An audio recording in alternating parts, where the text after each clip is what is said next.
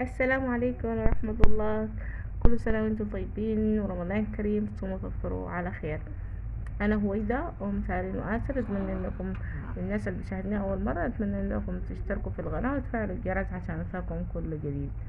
اليوم إن شاء الله هوريكم خلطة رهيبة بتنفع مع الدخان وبتنفع مع الناس بدها تفتح تفتيح درجة واحدة، اللي هو يعني بيدي نعومة وتخلي اللون ناير ناير ناير. اللي هو عندنا كريم باباي، اللوشن بتاع باباي الأندونوسي الأصلي، وعندنا الصابونة باباي برضو بياري بالباباي، دي للاستحمام. واللوشن بتاع الكبير ده بتاع الترطيب للترطيب بتاع باباي. اما ده باباي ده للوش، ممكن تستخدميه للجسم، اللي هو بياري بالباباي، مبيض ومفتح للبشرة، رهيب شديد يا بنات.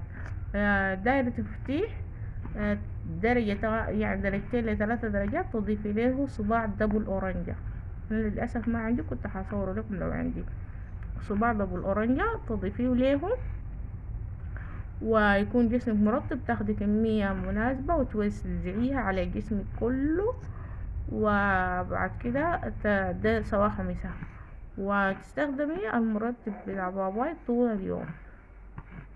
يعني طول اليوم انت كل ما تمشي تلف كده تمسحي، كل ما تيجي داخله ومارقه لقيت الكريم قدامك بتاع البابايا اللوشن، استخدميه للترطيب. مرطب رهيب شديد. بعد كل وضوء استخدميه برضه، برطب لك جسمك، تاخدي منه كمية مناسبة وتغرقي جسمك. يعني دي كده بيخلي كل قشرة بتطلع،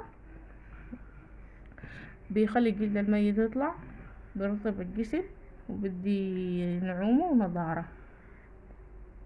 وده الفيديو بتاعنا كان لليوم، اتمنى انه ينال اعجابكم، واذا نال اعجابكم ما تنسوا انكم تشاركوه مع الاهل والاحباب والاصدقاء. شكرا لكم ولكل متابعينا ومتابعين واسف. السلام عليكم.